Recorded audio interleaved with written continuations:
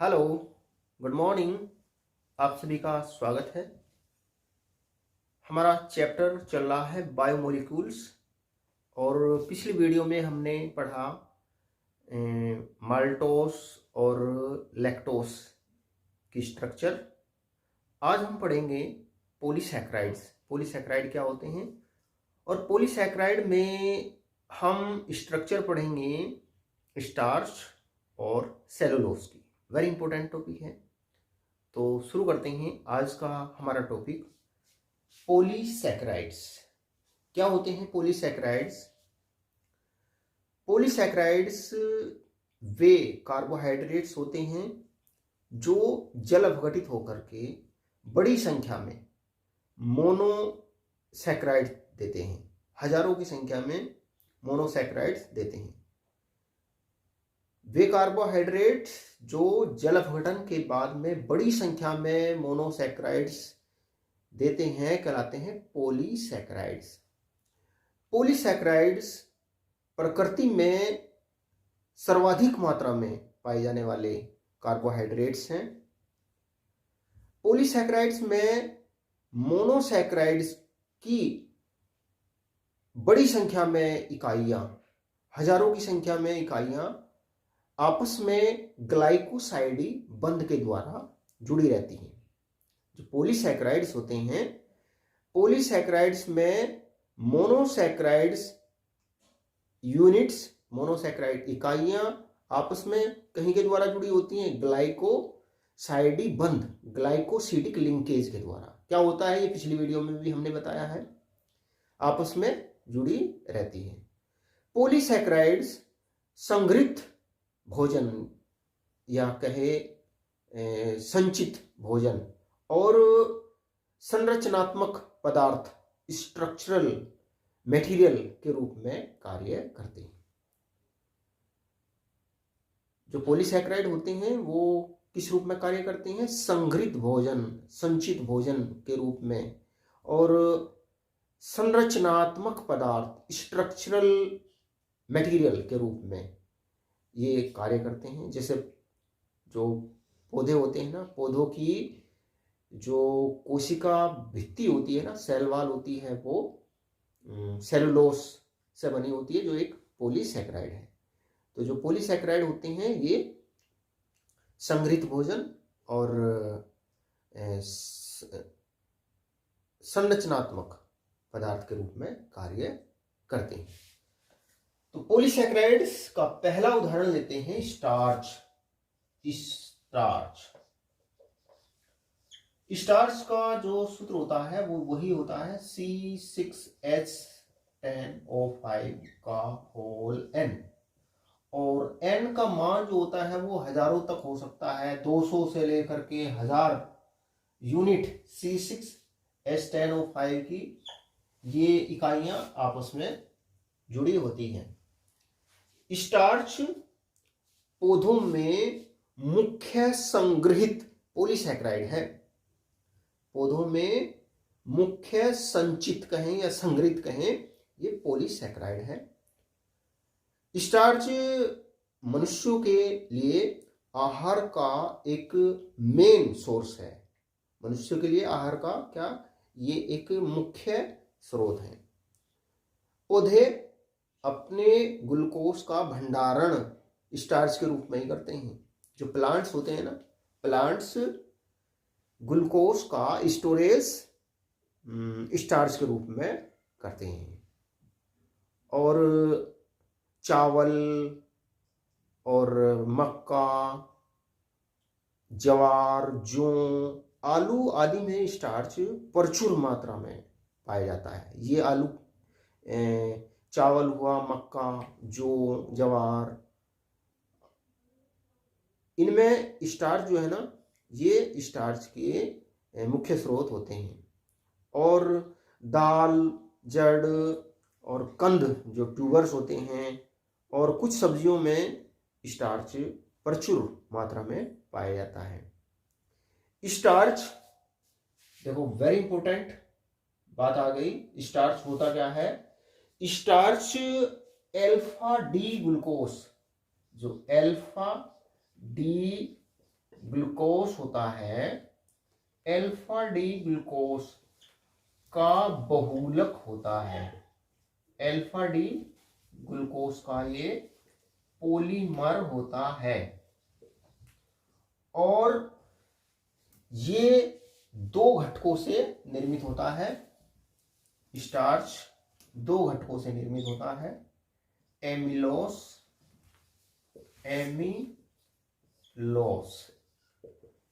एमिलोस और स्टार्च का दूसरा घटक होता है एमिलोपेक्टिन।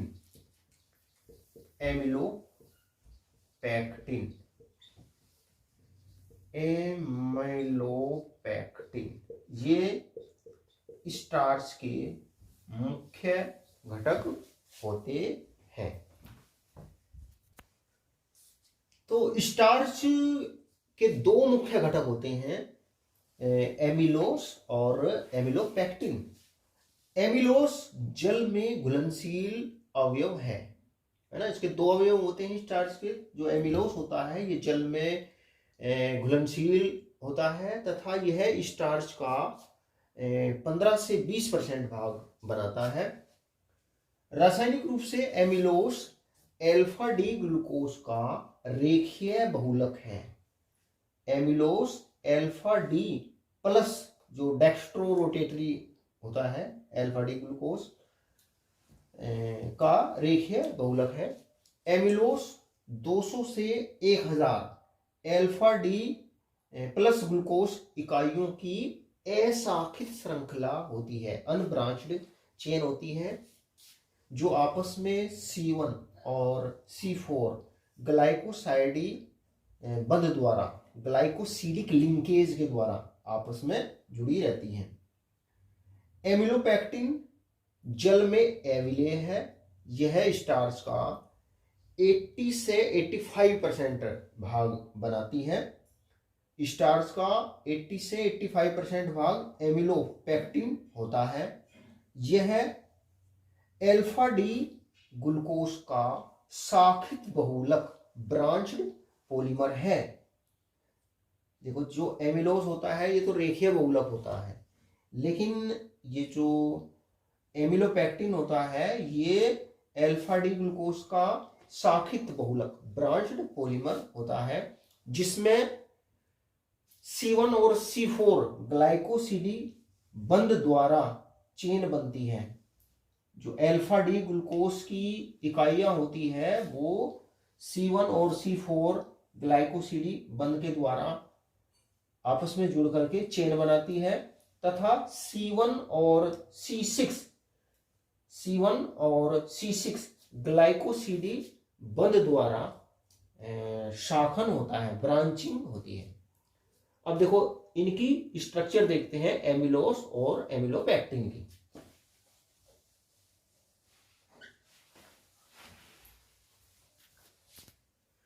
तो ध्यान रखो जो स्टार्च होता है ना, starch alpha D plus glucose का बहुलक होता है। ये चीज ध्यान रखिए।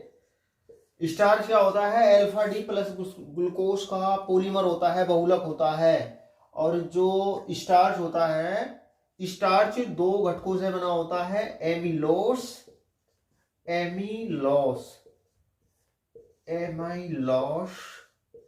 और दूसरा इसका घटक होता है एमिलोपेक्टिन।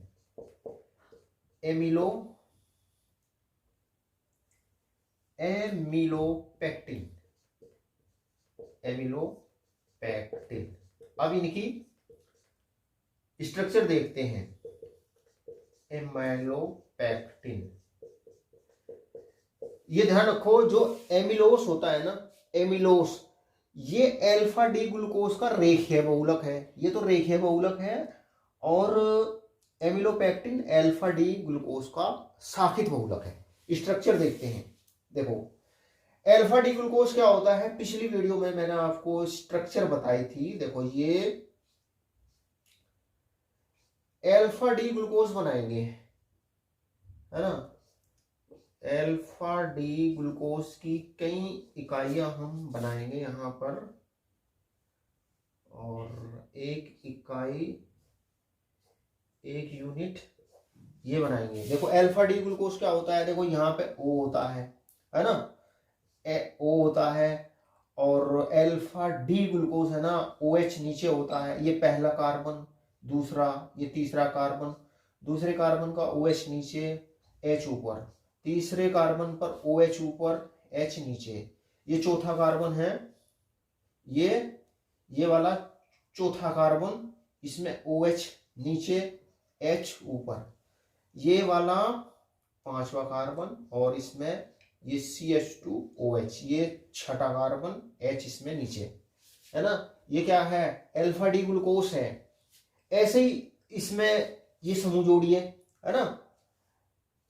अल्फा डी ग्लूकोज बना दीजिए, OH नीचे, पहला कार्बन है ये दूसरा कार्बन, है ना, ये दूसरा कार्बन है, OH नीचे बनाओ, H ऊपर, एक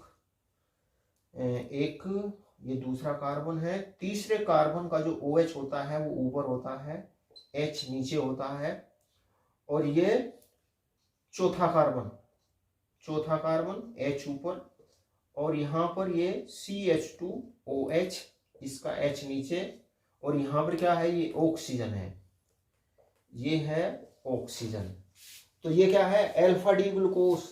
देखो स्टार्च जो होता है ना, अल्फा डी ग्लूकोज का बहुलक होता है, मतलब ग्लूकोज की बहुत सारी यूनिटें आपस में ग्लाइकोसिडिक बंध के द्वारा, ग्लाइकोसिडिक लिंकेज के द्वारा आपस में जुड़ी रहती है। सब में ऐसे, इस यूनिट में भी ऐसे ही बनाइए, OH और H समूह इसी प्रकार से जोड़िए, है ना। ये यहाँ पे क्या है, ये यहाँ पर है, ये तीसरा कार्बन है, इसको थोड़ा सा इधर को बनाइए,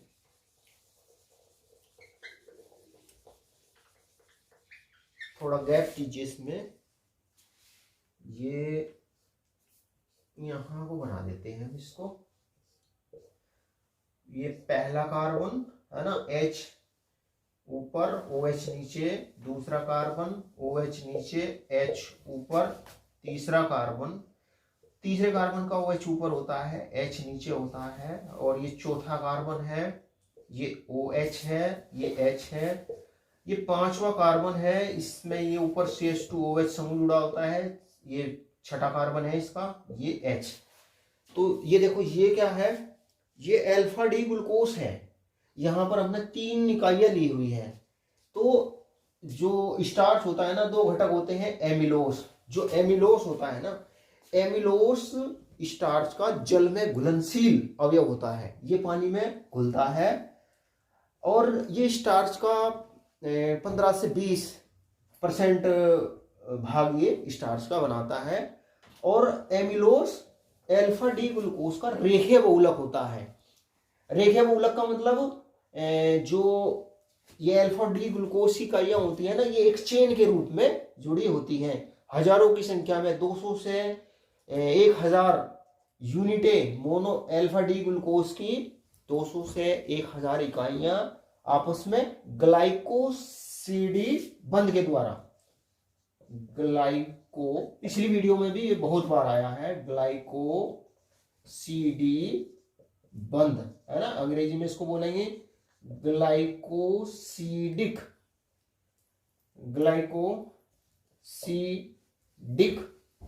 लिंकेज,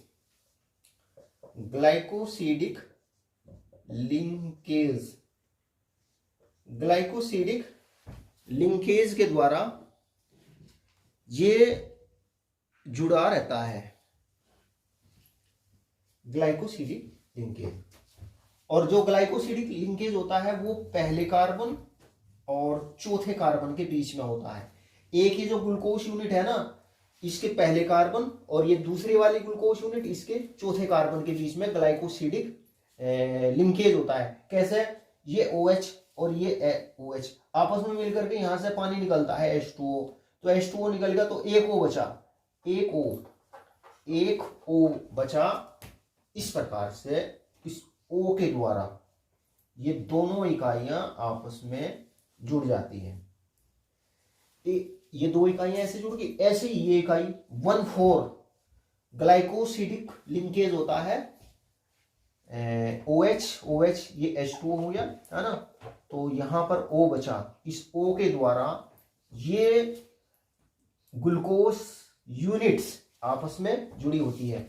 और इसी प्रकार से हजारों की संख्या में, देखो यहां से ये पहले कार्बन का O है ना, ये ग्लाइकोसिडिक बंध बना रहा है। ऐसे ही यहां से ये O जो है, O ये दूसरी जो मोनोसैकेराइड यूनिट होती है अल्फा डी ग्लूकोज की, उससे जुड़ा होता है, क्योंकि ये हजारों की संख्या में इस प्रकार से यूनिटें आपस में जुड़ी होती है। ऐसे यहां से भी ये चौथा कार्बन है ना, चौथे कार्बन का O भी इस प्रकार से बनाएंगे, क्योंकि इस O से, जैसे यहां चौथे कार्बन का O जुड़ रहा ना, इस मोनोसैकेराइड यूनिट है इससे, तो ऐसे ही बहुत सारी अल्फा डी ग्लूकोज की इकाइयां आपस में एक दूसरे से जुड़ी होती हैं।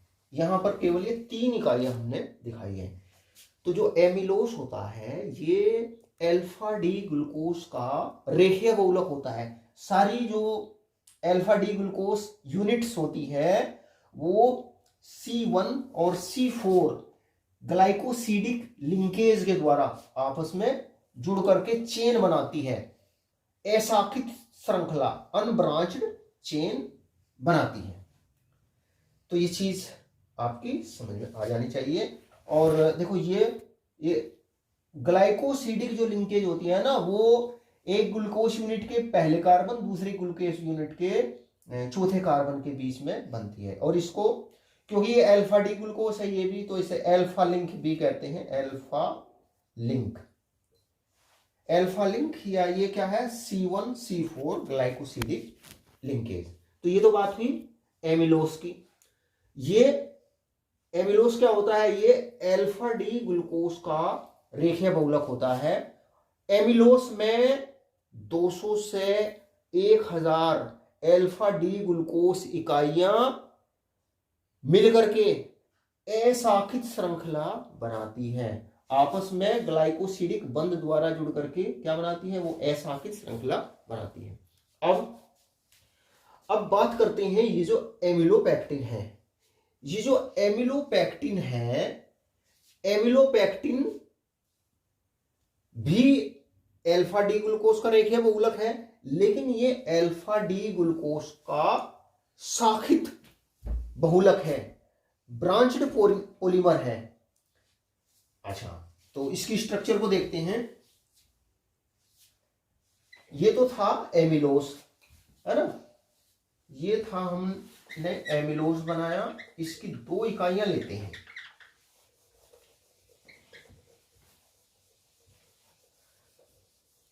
देखो जो एमिलोपेक्टिन होता है ना, एमिलोपेक्टिन में इसी प्रकार से जो अल्फा डी ग्लूकोज इकाइयां होती है आपस में वो C1 C4 ग्लाइकोसिडिक लिंकेज के द्वारा आपस में जुड़ करके C1 और C4 ग्लाइकोसिडिक लिंकेज के द्वारा तो ये चेन बनती है। और ये जो C1 और C6 ग्लाइकोसिडिक लिंकेज के द्वारा, C1 C6 ग्लाइकोसिडिक लिंकेज के द्वारा शाखन होता है, ब्रांचिंग होती है। देखो किस प्रकार से, इसी प्रकार से हम एक चेन और बनाएंगे। देखो ये एक चेन हमने ये बना दी, है ना, एक प्रकार से ये एमिलोस स्ट्रक्चर ही है। एक चेन ये बना दी और हमने यहाँ पे OH ही लिख दिया। मान लीजिए चेन ये यहां से शुरू है और वो ये चेन इधर को बढ़ रही है, एक चेन ये होगी। ऐसी एक चेन और बनाते हैं, एक चेन हम और बनाते हैं अल्फा डी ग्लूकोज की, है ना।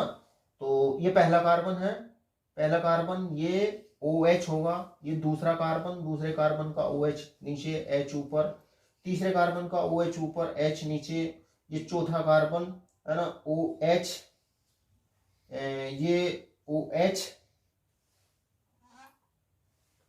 ये है हमारा चौथा कार्बन, ये OH, है ना, ये 5वां कार्बन, ये वाला, ये पांचवा, और छठा कार्बन यहाँ CH2OH में है, और ये क्या है H, और यहाँ क्या है ये O है। ये एक अल्फा डी ग्लूकोज ये है। ऐसे ही इसमें बना दीजिए, ये यहाँ पर OH H, ये नीचे OH H दूसरा कार्बन है ना, ये है आपका दूसरा कार्बन, और ये है तीसरा कार्बन। ध्यान रखो इसका OH हम ऊपर लगाते हैं H, और ये है हमारा चौथा कार्बन, इसका OH हमने नीचे कर दिया और H ऊपर कर दिया, और ये है हमारा पांचवा कार्बन, और ये है हमारा वो छठा कार्बन CH2OH, ये छठा कार्बन है। ऐसे ही ये भी बना हुआ एक alpha D glucose unit HOH है ना, ये पहला कार्बन, यहाँ पे OH समूह जुड़ा हुआ है, ये H, और ये है हमारा तीसरा कार्बन, इसमें OH ऊपर है, H नीचे है, और ये यहाँ पर OH चौथे कार्बन का, और चौथे कार्बन का ये पांचवा कार्बन, इसका OH, ये H, और यहाँ क्या है O। तो ये एक अल्फा, एक चेन तो ये हो गई, एक चेन तो ये होगी, एक चेन हम ये बनाएंगे इस तरीके से यहां से। अब इसमें ये तो अलग अलग यूनिटें बना दी हमने अल्फा डी ग्लूकोज की। अब इनमें से पानी निकाल करके इनको ग्लाइकोसिडिक लिंकेज के द्वारा आपस में जोड़ देते हैं। देखो यहां से OH OH मिल करके क्या बनाएंगे, पानी बनाएंगे, तो एक O बचेगा, तो ये होगी ग्लाइकोसिडिक लिंकेज है ना, ग्लाइकोसिडी बंद हो गया ये है ना। ऐसे देखो यहां से 1 और ये 1 है कार्बन है ना, ये H है, तो 1 C1 और C4 ग्लाइकोसिडिक लिंकेज होता है, ये पहला कार्बन है ना, और ये OH, दोनों OH आपस में मिलकर के पानी निकाल देंगे, तो एक चेन ये हो गई, ये है ना। और इसी तरीके से देखो यहां तो ये 3 यूनिटें हैं, ये हजारों की संख्या में यूनिटें आपस में जुड़ी होती हैं, तो इसको हम यहां O लिख करके इसको यहां तक हम इसको बना देते हैं इस तरीके से। इसका मतलब है कि इसमें ऐसी और बहुत सारी यूनिटें जुड़ी होती है, ऐसे इधर भी कर दीजिए O, और ये इसका मतलब यहां से ये बहुत सारी यूनिटें आपस में जुड़ी हुई है।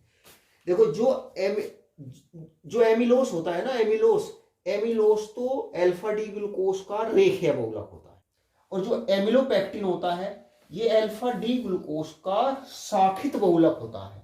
अल्फा डी ग्लूकोज का क्या होता है, ये शाखित बहुलक है ना, शाखित बहुलक, ब्रांच्ड पॉलीमर होता है ये अल्फा डी ग्लूकोज का ब्रांच्ड पॉलीमर। अब C1 और C4 लिंकेज के द्वारा तो चेन बनती है, और C1 और C6 लिंकेज के द्वारा शाखन होता है, ब्रांचिंग होती है। अब देखो ये जो चेन है ना, एक चेन ये है, एक चेन ये है, इस ऊपर वाली चेन का OH, नीचे वाली चेन का जो छठा कार्बन का जो CH2OH है ना, इसके OH के साथ में क्रिया करके ये H2O बनाएगा, H2O, तो यहां से H2O निकल गया, OH और एक HA, तो O बचा है ना, तो ये यहां पर ये ग्लाइकोसिडी बंद बनता है, ग्लाइकोसिडी बंद बनता है। तो इस प्रकार से ये एमिलोपेक्टिन की जो स्ट्रक्चर होती है ना, वो इस प्रकार से होती है कि उसमें ये जो चेन होती है ना, चेन आपस में C1 और C6 ग्लाइकोसिडिक बंध के द्वारा जुड़ी रहती है। यानी कि जो ब्रांचिंग होती है, ब्रांचिंग C1 और C6 ग्लाइकोसिडिक बंध के द्वारा होती है। C1 और C4 ग्लाइकोसिडिक लिंकेज के द्वारा तो चेन बनती है, और C1 और C6 ग्लाइकोसिडिक लिंकेज के द्वारा ब्रांचिंग होती है, ब्रांच बनती है। ये स्ट्रक्चर हुई एमिलोपेक्टिन की। तो ये तो बात हुई स्टार्च की। अब अगला पॉलीसैकेराइड लेते हैं जिसका नाम है सेलुलोस। और सेलुलोस का भी सूत्र यही होता है C6H10O5 का होल N।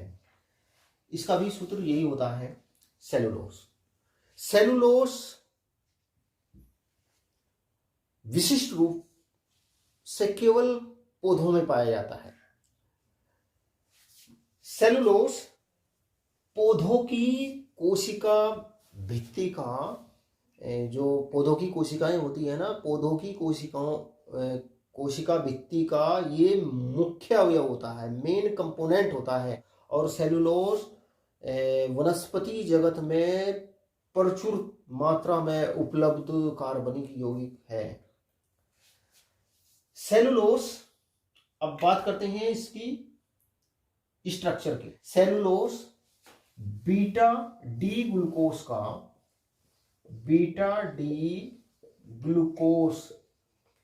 का रेखीय बहुलक होता है। बीटा डी ग्लूकोस का ये रेखीय बहुलक होता है, जिसमें बीटा डी ग्लूकोस की इकाइयां आपस में C1 C4 ग्लाइकोसिडी बंध के द्वारा जुड़ी रहती है। ग्लाइकोसिडिक लिंकेज के द्वारा जुड़ी रहती है। अब देखते हैं इसकी स्ट्रक्चर, देखते हैं किस प्रकार से जुड़ी रहती है। देखो, बीटा डी ग्लूकोस ये होता है, और जो लकड़ी होती है ना, लकड़ी में 50% सेलुलोस होता है। और जो रुई होती है ना, रुई में 90 से लेकर 95% सेलुलोस होता है। इसकी स्ट्रक्चर देखते हैं, ध्यान रखो क्या होता है सेलुलोस बीटा डी ग्लूकोस का रेखीय बहुलक होता है। और जो ग्लाइकोसिडिक लिंकेज होती है ना, वो C1 और C4 कार्बन परमाणुओं के बीच में होती है। देखो, पहले तो आपको ये स्ट्रक्चर पता होना चाहिए, अल्फा डी ग्लूकोस की स्ट्रक्चर कैसी होती है, बीटा डी ग्लूकोस की कैसी होती है। अगर पता तो आसानी से आप इसकी स्ट्रक्चर बना देंगे। देखो इस प्रकार से, ये हमने बनाया, यहाँ पे O लगाइए, है ना, और ये बनाओ OH। बीटा डी ग्लूकोस है ना, तो बीटा डी ग्लूकोस में ये जो पहला कार्बन है, पहला कार्बन पे OH ऊपर लगाते हैं, H नीचे लगाते हैं।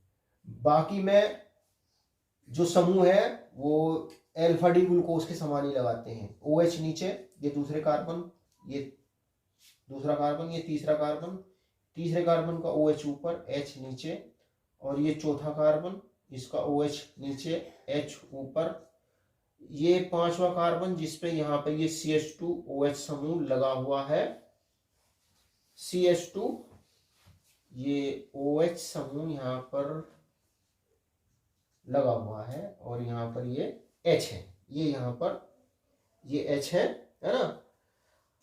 अब एक अल्फा डी ग्लूकोस की यूनिट तो ये होगी, वो सॉरी बीटा डी ग्लूकोस। अब इसमें जो ग्लाइकोसिडिक लिंकेज होती है ना, पहले और चौथे कार्बन के बीच में होती है। तो पहला कार्बन तो ये हो गया। अब हम दूसरा इकाई लेती, बीटा डी ग्लूकोस की दूसरी इकाई लेते हैं। OH ऊपर लगाओ, इसमें H नीचे, पहला कार्बन, दूसरा, दूसरे पे OH नीचे, H ऊपर, ये तीसरे का OH ऊपर और H नीचे, ये चौथा कार्बन, इसका OH नीचे, H ऊपर, है ना। ये पांचवा कार्बन CH2OH समूह, इसका ऊपर और H इसका नीचे। एक इकाई ये बना ली हमने। एक इकाई, देखो जो लिंकेज होता है ना, वो C1 और C4 ग्लाइकोसिडिक लिंकेज होता है। एक यूनिट और बनाएंगे यहाँ पर, मैं इसको मिटाना पड़ेगा यहाँ से। सेलुलोस बीटा डी ग्लूकोस का रेखीय बहुलक होता है, ये बात ध्यान रखो, है ना। तो देखो, ये एक यूनिट और बना लीजिए। ऐसी हजारों की संख्या में यूनिटें आपस में जुड़ी होती है। ये OH है ना, पहला कार्बन, दूसरा ये OH, H, ये तीसरा कार्बन है यहाँ पर, इसका OH ऊपर H नीचे, और ये यहाँ पर ये चौथा कार्बन है, चौथे कार्बन का OH नीचे H ऊपर, ये पांचवा, इसका ये यहाँ पर ये CH2OH समूह है और ये H है ना। हमने बीटा डी ग्लूकोज, ये क्या है, बीटा डी, ये है beta D plus glucose, beta D plus glucose. देखो अल्फा डी ग्लूकोज में बीटा डी ग्लूकोज में अंतर इसके विन्यास का होता है OH समूह के। बीटा डी ग्लूकोज में तो OH ऊपर है H नीचे, अल्फा डी ग्लूकोज में इसका उल्टा होता है, OH नीचे होता है H ऊपर होता है। अब देखो ग्लाइकोसिडिक लिंकेज जो होती है वो C1 और C4 परमाणुओं के बीच में होती है, C1 और C4 ग्लाइकोसिडिक लिंकेज होती है। देखो ये पहला कार्बन, ये चौथा कार्बन, तो ये OH ये OH आपस में जुड़ करके क्या बना लेते हैं, पानी बनाते हैं। तो ये दोनों यूनिटें आपस में, ये दोनों यूनिटें आपस में जुड़ गई है ना, ये ग्लाइकोसिडिक बन गया, ग्लाइकोसिडिक लिंकेज होगी है ना। और इसको बीटा लिंक भी कहते हैं, बीटा लिंक, क्योंकि ये बीटा डी ग्लूकोज है। ऐसे यहां से OH आपस में मिलकर के पानी बना दो है ना, एक O के द्वारा इन दोनों यूनिट्स को आपस में, O के द्वारा आपस में इनको जोड़ दीजिए, ये O के द्वारा आपस में जोड़ दीजिए। तो इसी प्रकार से यहां से ये इसकी एक संयोजकता को खाली रखिए और दूसरी यूनिटें यहां पर जुड़ी होती है ना। इसी प्रकार से यहां से ये जो चौथा कार्बन है ना, चौथे कार्बन से इसका एक O इधर से भी इसको खाली रखो यहाँ इस तरीके से। तो इस प्रकार से जो सेलुलोज होता है ना, सेलुलोज बीटा डी ग्लूकोज का रेखीय बहुलक है। देखो रेखीय बहुलक है, एक चेन बनाती है ये जो बीटा डी ग्लूकोज यूनिटें है ना, आपस में जुड़ करके ये एक चेन बनाती है, और ये ग्लूकोज यूनिटें आपस में C1 C4 ग्लाइकोसिडिक लिंकेज के द्वारा ये जुड़ी होती है। नोट करिए इसको। सेलुलोज के बारे में एक इंपॉर्टेंट चीज मैं आपको और बताता हूं। सेलुलोज का पाचन मानव पाचन तंत्र के द्वारा संभव नहीं है। मनुष्य को अंदर सेलुलोज का पाचन नहीं होता, क्योंकि मानव पाचन तंत्र में सेलुलोज के जल अपघटन के लिए जो आवश्यक एंजाइम होता है ना, सेलुलोज के द्वारा सेलुलोज का जल अपघटन होता है। सेलुलेस एंजाइम, ये जो सेलुलेस एंजाइम होता है ना, सेलुलेस एंजाइम के द्वारा सेलुलोज का जल अपघटन होता है। तो जो मानव पाचन तंत्र होता है ना, उसमें सेलुलोज के जल अपघटन के लिए सेलुलेस एंजाइम नहीं होता, तो इसलिए मानव पाचन तंत्र में सेलुलोज का पाचन संभव नहीं है। मतलब मनुष्यों के अंदर सेलुलोज का पाचन नहीं होता। और जो घास चरने वाले जंतु होते हैं, जैसे गाय, भैंस, भेड़, बकरी आदि, जो घास चरने वाले जंतु होते हैं ना, घास चरने वाले जंतुओं में सेलुलोज का पाचन होता है, क्योंकि उनके शरीर में ऐसे बैक्टीरिया पाए जाते हैं, उनके आहार जो पाचन तंत्र होता है उसमें ऐसे बैक्टीरिया पाए जाते हैं जिनके द्वारा सेलुलेस एंजाइम का सिक्रीशन होता है। और ये बैक्टीरिया होते हैं जो इन जानवरों के शरीर में पाए जाते हैं, फाइब्रोबैक्टर सक्सिनोजेंस,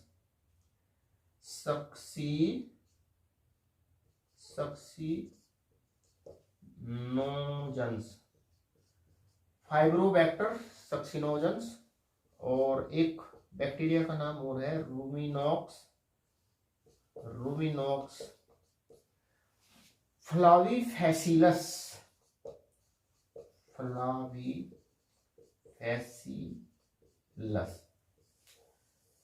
देखो ये वो बैक्टीरिया है जो घास चरने वाले जानवर होते हैं उनमें ये बैक्टीरिया पाए जाते हैं, उनके पाचन तंत्र में ये बैक्टीरिया पाए जाते हैं और इन बैक्टीरिया के द्वारा सेलुलोज के अपघटन के लिए जो आवश्यक एंजाइम चाहिए वो इनके द्वारा स्रावित होते हैं।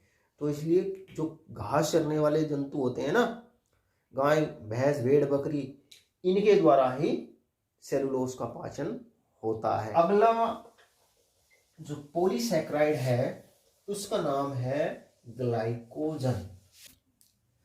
जंतु शरीर में कार्बोहाइड्रेट ग्लाइकोजन के रूप में संचित रहता है, इसलिए जो ग्लाइकोजन होता है ना, इसको प्राणी स्टार्च भी कहते हैं।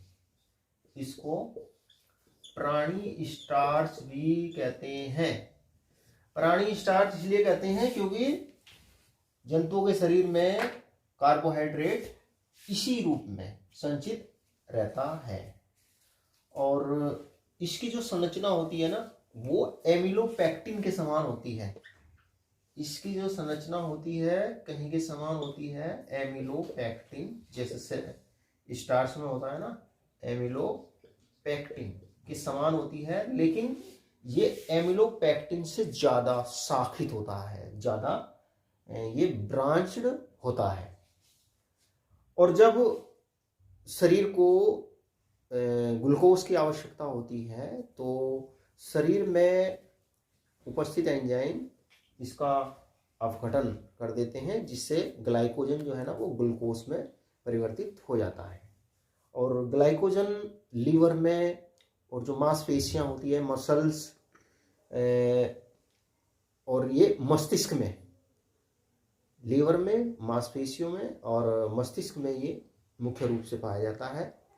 यीस्ट में भी मिलता है, कुछ जो कवक होते हैं उनमें भी ग्लाइकोजन पाया जाता है।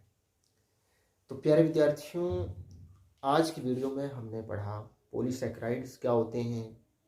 पॉलीसैकेराइड में स्टार्च और सेलुलोज और ग्लाइकोजन हमने पढ़ा। आज की इस वीडियो में इतना ही। वीडियो अच्छा लगे तो लाइक करना, शेयर करना और चैनल को सब्सक्राइब करना। चैनल का नाम है केमिस्ट्री बाय अशोक कुमार। आज की वीडियो में इतना ही। थैंक यू, नमस्कार।